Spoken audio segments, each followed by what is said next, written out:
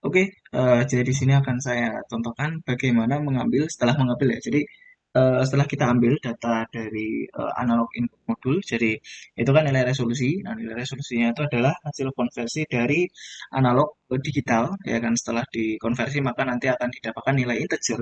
Nah, nilai integer inilah yang nanti istilahnya adalah taruh di nol. Setelah ditaruh di nol itu masih belum cukup karena kita istilahnya masih harus pengskalaan ya atau mengskala ya kan. Jadi kita ubah dia nilainya menjadi engineering unit.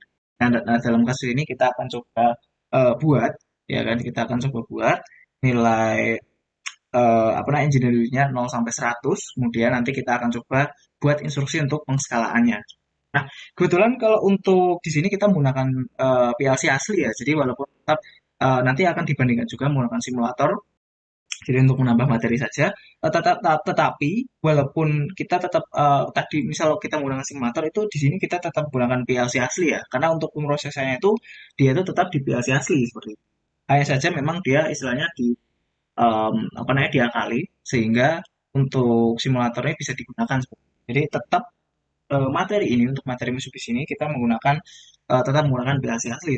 Kebetulan nanti di sini kita akan menggunakan HTRASI juga. Jadi di sini kita akan menggunakan current injector. Kemudian nanti akan saya tunjukkan videonya di sini bersamaan dengan pembacaan yang ada di instruksi yang sudah kita buat seperti itu. Nah, jadi memang kalau untuk materi nanti mungkin akan saya listkan juga ya kan PLC-nya apa saja. Jadi misal power supply-nya apa, CPU-nya apa, kemudian ada 5 modul nanti yang pakai. Kebetulan di sini kita masih menggunakan 4 ya. Jadi belum saya masukkan yang positional modul untuk servo. Jadi di sini ada digital input GX40, digital output G10 dan digital input G64AD dan digital output G64 DAN seperti itu. Nanti kita akan coba istilahnya adalah masing-masing modul ini sudah kita coba yang sebelumnya. Nah, ini nanti akan demo ini kita akan coba untuk yang analog input dalam instruksi pengskalaan ini. Nah, untuk instruksinya itu kita bisa.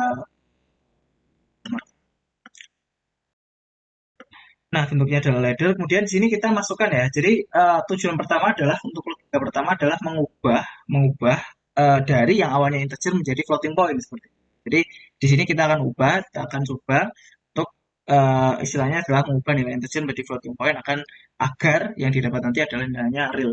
Nah, sebelum itu kita masukkan dulu special relay yang fungsinya itu untuk always on ya. Jadi kalau di Omron kan namanya always on. Nah, kemudian rekan-rekan kemarin mungkin sudah mempelajari juga yang special relay. Jadi di sini kita bisa menggunakan special relay yang itu adalah S4.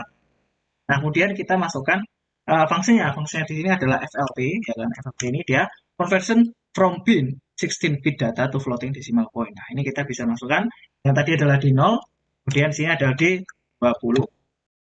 Kenapa saya ingin menampung di 20 ya? Sebenarnya bebas ya. Yang penting nanti antara di 20, kemudian yang di bawahnya itu ada jarak ya. Jaraknya itu sekitar 2. Itu minimal. Seperti itu. Nah, kemudian kita masukkan lagi di sini untuk percabangannya. Nah, ini sebenarnya saya bisa menggunakan apa namanya?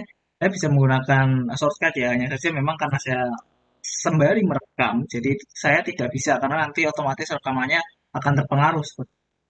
Nah, kemudian di sini kita masukkan ya. Yang kedua adalah subtraksi. Jadi sebenarnya ini akan saya tunjukkan. Ini sebenarnya simpel ya. Jadi yang subtraksi. Jadi saya subtraksi dulu nilai masukan, kemudian nilai terendahnya. Nilai terendahnya adalah resolusinya 0. Ya kan? Ya udah berarti kita bisa masukkan aja di 20 ya kan, bukan di 0 ya. Kemudian sini E0 dan D22. Nah, ini yang kita masukkan. Jadi setelah kita kurangi nanti kita tampung ke D22. Nantinya D22 ini juga akan kita olah gitu ya. Kita olah menjadi istilahnya adalah proses selanjutnya seperti itu. Nah, proses selanjutnya itu adalah division atau pembagian ya. Jadi kita bagi dengan nilai resolusi maksimum dikurangi nilai resolusi minimum. Karena nilai resolusi maksimum 4.000, minimumnya itu 0, maka nanti kita bagi dengan 4.000. Nah, ini kita bisa bisa dikurangi terlebih dahulu biar lebih cepat seperti itu ya. Nah, sebentar E slash. Kemudian kita masukkan nilai lambangnya adalah D22 dibagi E4000. Ya kan sudah pas ya D22 betul. Kemudian kita taruh di D24. Nah, kemudian setelah dibagi maka langkah terakhir adalah kalikannya dengan engineering unitnya. Nilai engineering unitnya adalah 100 karena dia 0 maka kita bisa langsung masukkan dia istilahnya kita bisa langsung kali dia dengan 100 ya karena nilai minimumnya adalah 0. Nah, ini kita bisa masukkan, kemudian kita masukkan ke sini nilainya adalah 7.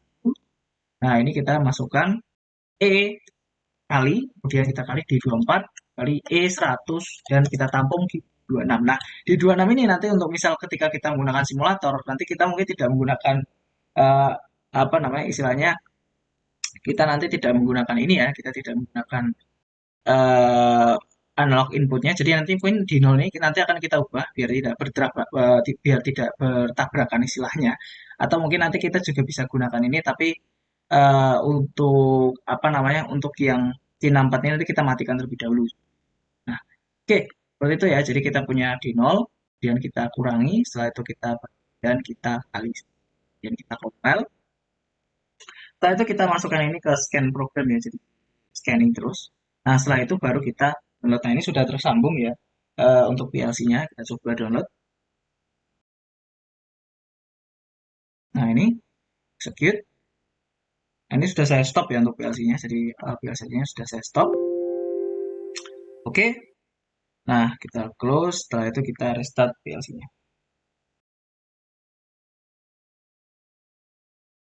Oke, sudah bisa, sudah running. Sekarang kita coba saya rekam juga di sini. Rekan-rekan juga bisa melihat bentuknya ya. Nah, ini kita monitoring terlebih dahulu dalam saya sepertinya baru ingat ya, ini mungkin sekitar nah ini ya 4.000 ya. Jadi sudah saya polkan sebenarnya. Sudah saya fullkan jadi 100. Jadi di sini kalau saya keluarkan kameranya nanti akan saya taruh di pojok kanan ya untuk videonya secara berbarengan. Nah, ini. Jadi ini bisa dilihat adalah 100 ya. Jadi 100 itu sesuai kalau misal ini saya turunkan menjadi ini untuk wiringnya bisa dilihat. Nah, ini 99,2, kemudian saya turunkan menjadi 95,3. Nah, itu mungkin nilainya memang naik turun ya karena ada noise. Nah, ini juga bisa kita turunkan lagi, misal 90,8 bisa dilihat ya. Untuk nilainya ini sesuai seperti itu. Nah, ini juga 88 turun. Nah, seperti itu ya. Jadi bisa kita bandingkan pembacaannya dengan current injector dengan yang ada di monitoring seperti itu. Nah, sama ya. Seperti itu. Kemudian kita lihat monitornya di sini. Nah, itu seperti untuk analog input modul seperti itu. Jadi cukup mudah sebenarnya. Kalau misalnya rekan-rekan ingin belajar dan membeli current injectornya, mungkin akan saya berikan link untuk barang-barangnya seperti itu. Nah, oke, jadi mungkin seperti itu saja untuk yang part 1 ya. Jadi untuk part 1 ini saya menggunakan current injector. Tetap menggunakan PLC asli ya. Kemudian untuk yang simulasi tetap menggunakan PLC asli. Itu nanti kita coba menggunakan simulator. Oke, terima kasih.